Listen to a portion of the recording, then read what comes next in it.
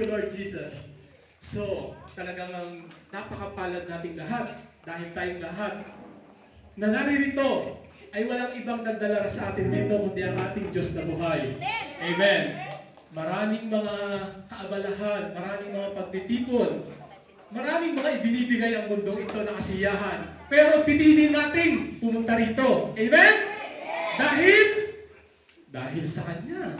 Dahil gusto natin siyang paglingkuran, purihin at sambahin. Amen? So sa sandali pong ito, may higit na mapalad. Siyempre, yung mga dinala ng Panginoon dito na makasama nating muli. O dati na nating kasama o bago nating kasama. Kaya, itaas natin sa Panginoon ang mga taong nakasama natin ngayon, mga dinala rito ng ating Panginoon para makasama natin. Si Brad, tsaka si Brother Ronnie. Amen. Purihin ang Diyos. Talagang ang Diyos ay hindi lang talaga kababaihan ang tinatawag. Mga kalalakihan talaga naman. Amen. Talagang mapalad tayong lahat. Pakilala muna natin sila. Brad, pangalan at taga saan ka? Robert. Brother Robert, taga saan ka, Brad? Sa Pilipinas. Sa Quezon City. Quezon City? Manileño. Metro Manila. Si Brad? Ronnie po. Ronnie. May asawa? May anak? Amen. Si Brad, may anak to, nakita ko.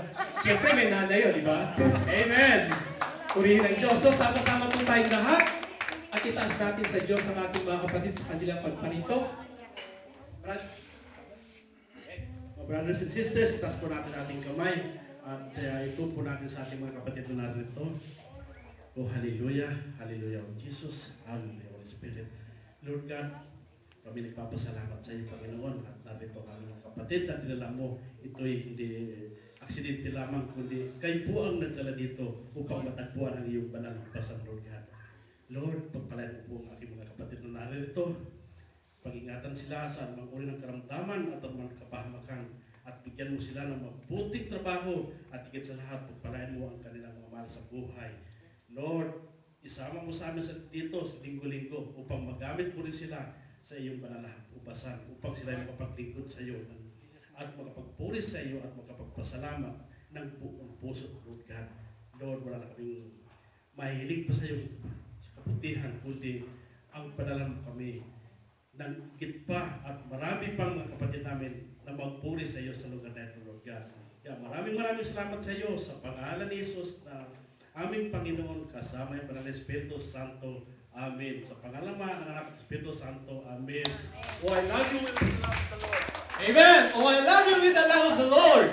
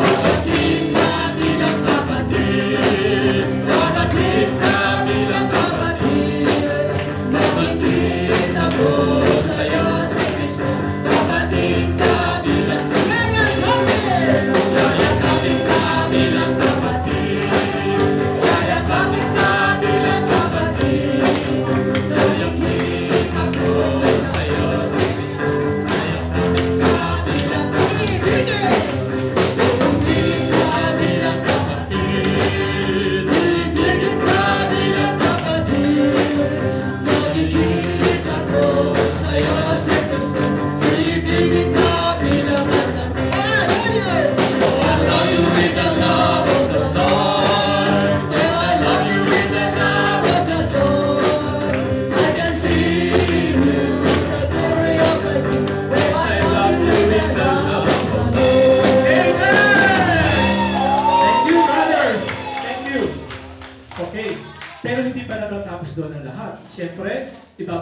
natin ang papurit pasasalamat sa Diyos para doon sa mga kapatid nating nagdiriwang ng kanilang kaarawan.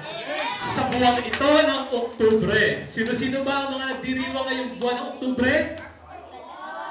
Si Sister Vicky? Sino pa? Si Demi. Sister Jennifer. Dito sa unahan. Amen. Anong date ang birthday mo, Sister Vicky?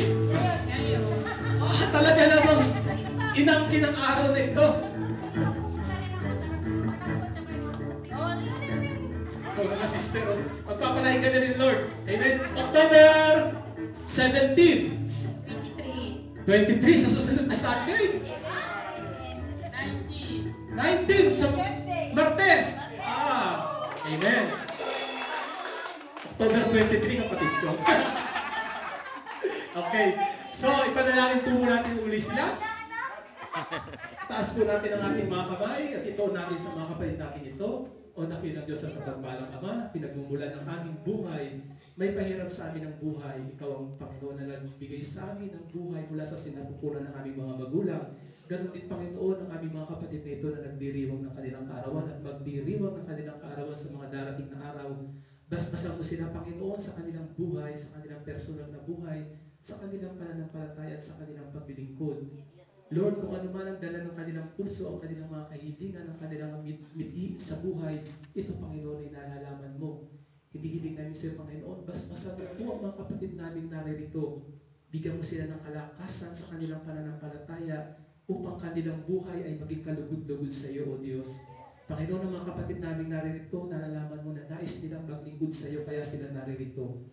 Lord, ikaw magbigay sa kanila palagi ng malayang panahon upang magbigay sila sa iyo ng papulit na ibilig nila sa iyo ang kanilang mga kalakasan, ang kanilang buhay.